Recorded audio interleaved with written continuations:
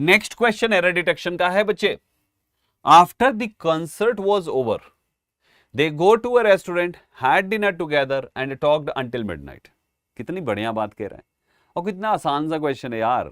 देखो, after the concert was over, was that is past tense, ठीक है। Concert के ओवर होने के पश्चात फिर क्या हुआ?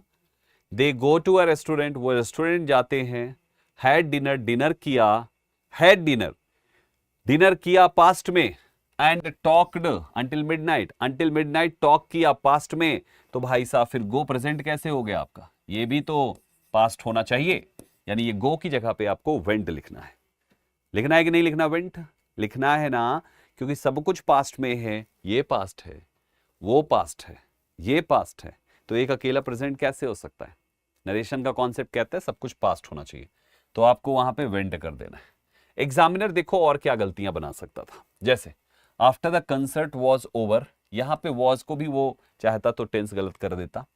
दे गो टू अ रेस्टोरेंट, वो चाहता तो यहां पे गो टू की जगह पे गो फॉर लिख देता तो गलत हो जाता, या गो इन लिख देता, मतलब कुछ भी लिखता तो वो गलत होता। टू ही आता है गो के साथ, ठीक है।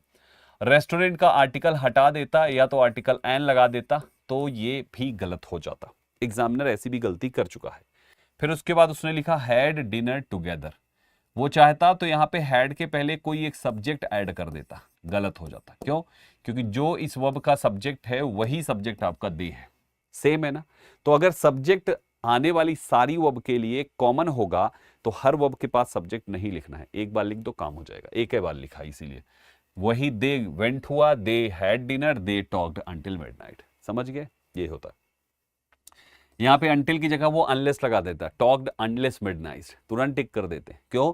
क्योंकि मिडनाइट तक समय के लिए है और टाइम के लिए हमेशा अंटिल लगाते हैं, अनलेस नहीं लगाते, तो वो गलती हो जाती।